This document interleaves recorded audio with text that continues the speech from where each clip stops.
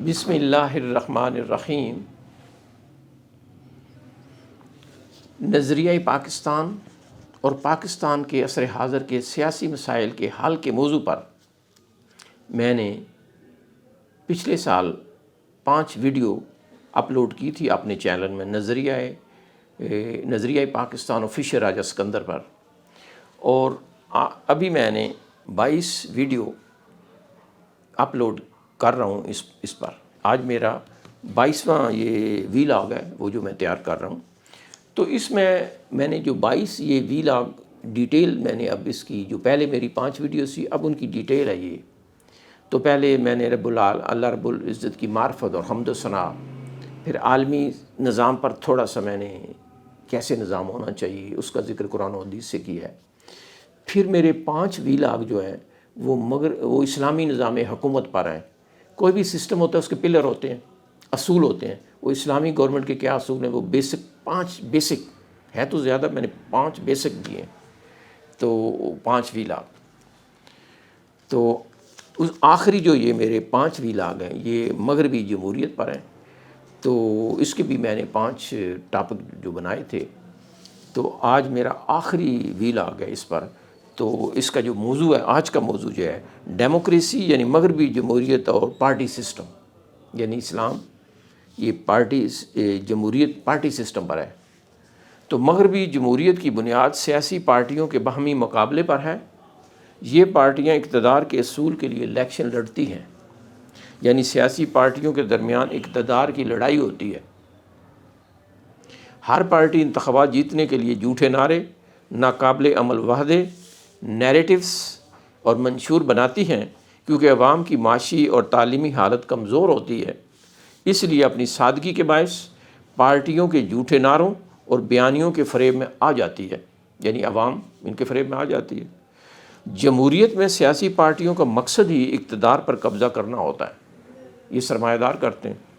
لہذا سیاسی پارٹیاں اقتدار کے اصول کے لیے جائز اور ناجائز ہر حربہ استعمال کرتی ہیں، جس کے باعث ملک کے اندر انتشار اور افراتفری کی صورتحال پیدا ہو جاتی ہے، اور بعض اوقات ملک کی سلامتی کو بھی خطرات لاحق ہو جاتے ہیں۔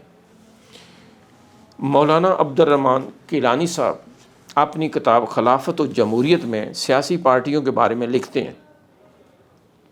یہ کتاب ان کی خلافت و جمہوریت یہ لاہور سے شائع ہوا ہے، مکتبۃ الاسلام نے شائع کیا ہے، صفحہ 201 پر۔ یہ ان کا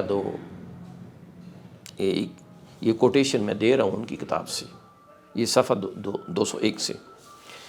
یہ فرماتے ہیں، جس ملک میں مغربی جمہوریت کار فرما ہو وہاں حب و جا یعنی اقتدار کا میدان پہلے سے ہی تیار ہوتا ہے۔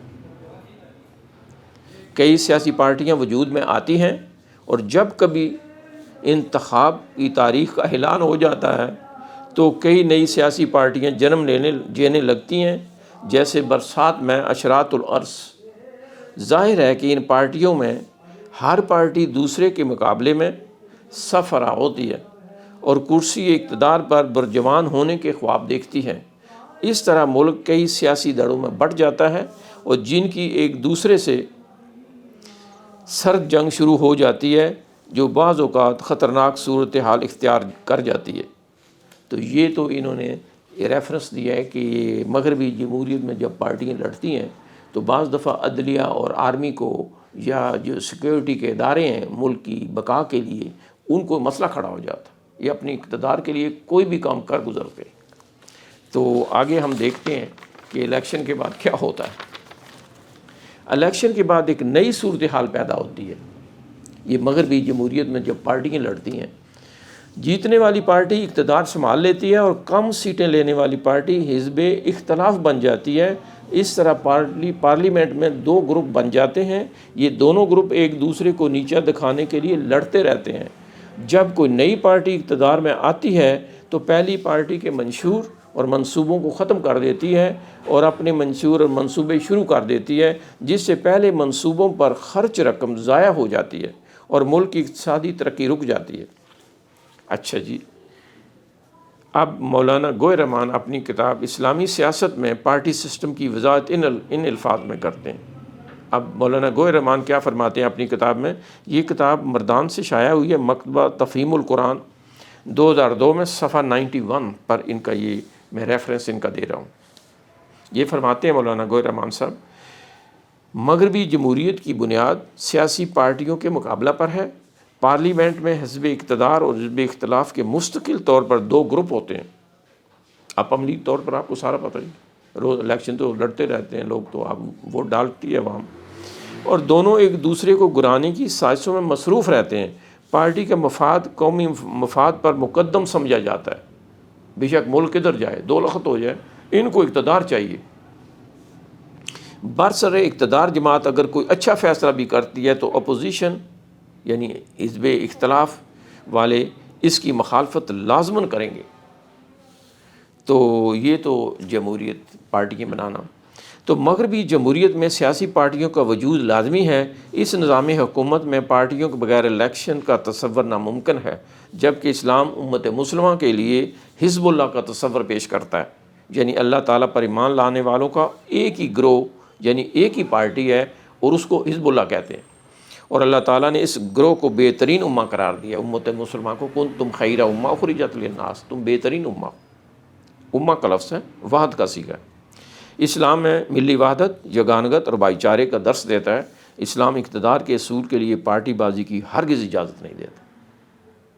حزب اللہ، اللہ کی پارٹی، ایک پارٹی کا، یا حزب الشیطان، شیطان کی پارٹی ہوگی، تو اللہ کی پارٹی تو ایک ہی ہے۔ تو مسلمانوں کا پارٹیاں بنا کر لڑنا یہ ہمارے اسلامی سسٹم میں نہیں ہے۔ تو اس سسٹم میں اس کے بارے میں، حزب اللہ کے بارے میں جو اللہ کی پارٹی ہے، اس کا اللہ تعالیٰ نے ذکر کیا قرآن مجید میں، رادی اللہ عنہم و رادوا عنہ، رادی اللہ، اللہ راضی ہوا، عنہم ان سے، یعنی جو اللہ کی پارٹی کے لوگ ہیں، اللہ کی پارٹی ہے، اللہ اس سے راضی ہوا، ورادوا عنہ، اور وہ راضی ہوئے، عنہ اللہ سے۔ اولئک حزب اللہ، اولئک یہی اللہ کی پارٹی ہے، حزب اللہ، حزب کہتے ہیں پارٹی کو، آپ بھی کہتے ہیں نا حزب اقتدار، حزب اختلاف۔ اولئک حزب اللہ، یہ اللہ تعالیٰ کی پارٹی ہے، اللہ اس سے راضی، وہ اس سے راضی۔ اللہ ان حزب اللہ، اور خبردار ہو جائیے کہ جو اللہ کی پارٹی ہے، ہم المفلحون، اور یہی پارٹی فلاح پانے والی ہے، اس دنیا میں بھی اور آخرت میں بھی فلاح اس کو ہے۔ تو مسلم سوسائٹی میں 3 طبقات ہیں، ظالم لنفسی، مقتصد جو عوام ہوتی ہے جن کے اعمال برابر ہوں گے، تیسرا طبقہ سابق بالخیرات، سابق ہوتا ہے سبقت لے جانے والے، آگے بڑھ جانے والے، بالخیرات نیکیوں میں۔ تو یہ اصل سابق بالخیرات اقتدار کے مسلم سوسائٹی میں اہل ہے، اہلیت ان کی ہے کہ جو سابق بالخیرات ہے، نیکیوں میں بڑھ جاتا ہے، جن کے اعمال نیکیوں کے پلڑے بھاری ہوں گے۔ تو اللہ تعالیٰ نے مسلمانوں کو کہا ہے کہ پارٹیاں مت بناؤ، وَتَعْصِمُوا بِحَبْلِ اللَّهِ جَمِيعًا، وَتَعْصِمُوا تھام لو بِحَبْلِ اللَّهِ جَمِيعًا، اللہ کے دین کو، جمیع جمع سارے کے سارے جو مسلم ہیں، اللہ کو ماننے والے ہیں، اللہ کے دین کو تھام لو، وَلَا تَفَرَّقُوا، اور تم فرقے نہ ڈالو، تے مخاطب کے لیے ہوتی ہے، وَلَا تَفَرَّقُوا، مسلمانوں سے اللہ کہہ رہے ہیں کہ فرقے مت ڈالو، اس میں پارٹیاں مت بناؤ، گروہ مت بناؤ، سیاسی لحاظ سے بھی۔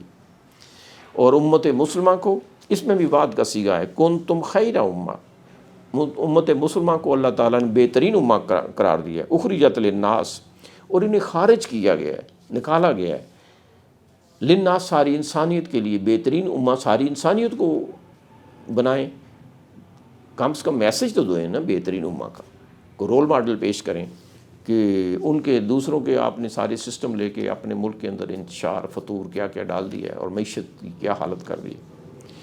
تو کنتم خیر امہ اخرجت للناس، آپ بہترین امہ ہیں اور آپ کو نکالا گیا للناس ساری انسانیت کے لیے، تامرون بالمعروف، تم تو نیکی کا حکم دیتے ہو، وتنہون عن المنکر، اور روکتے ہو، عن المنکر، اور برائیوں سے روکتے ہو، وتؤمنون باللہ، اور اللہ پر ایمان رکھتے ہو۔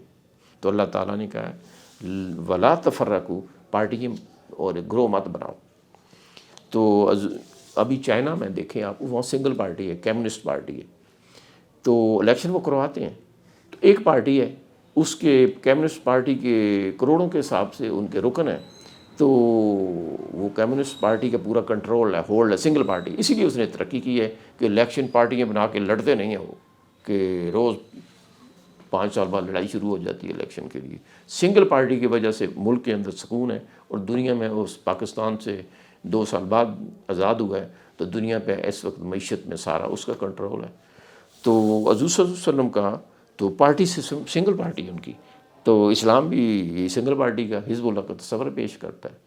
تو حضور صلی اللہ علیہ وسلم کا فرمان ہے لا نولی ھذا من سألہ، نون ہوتا ہے ہم، لا نولی ہم ولی بناتے نہیں ہیں، حکمران بناتے نہیں ہیں، ولی عہد ہوتا ہے نا سعودیہ میں کہتے ہیں حکمران کو، لا نولی ہم ولی حکمران نہیں بناتے، ھذا اس شخص کو، من سألہ جو سوال کرے، ہو اس بات کا کہ مجھے بناؤ ولی حکمران لیڈر مجھے بناؤ، ولا من حرص علیہ، اور جو حریص ہو علیہ اس بات کا کہ مجھے لیڈر بناؤ ولی بناؤ، تو اس بندے کو ہم نے بنانا ہی نہیں ہے۔ تو ہم پارٹیاں بنا کے جی مجھے بناؤ مجھے بناؤ، مجھے کیوں نکالا مجھے کیوں نکالا، تو یہ سسٹم جو ہے یہ اسلام کے ٹوٹلی یہ سرمایہ داروں نے کھیل بنا رکھا ہے کہ اس عوام کو کہ ہمیں لیڈر بناؤ، بس قوم کو لوٹیں، عوام کو سمجھ نہیں ہوتی ہے۔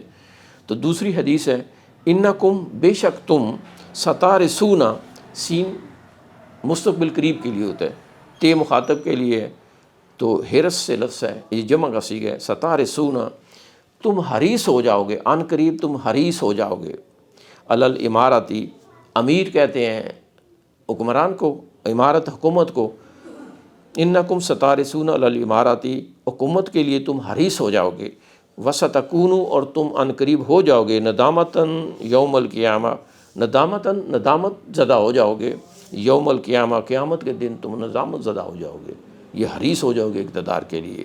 تو اس لیے اسلام جو ہے اقتدار کے، یہ شورا کا کام ہے، اہلیت پہ لوگ ہوں، اکثریت بیٹھ جائے، وہ اکثریت شورا فیصلہ کرے کہ ہمارا لیڈر کون ہوگا، پہلے تو اس کے جو شورا کے ارکان ہیں وہ دانشور لوگ، اہل علم لوگ، تو وہ ہونے چاہیے اہلیت میں، وہ جن میں ایمان بھی اس کی بنیادی شرط ہے، تو قلب سلیم تو ہونے چاہیے۔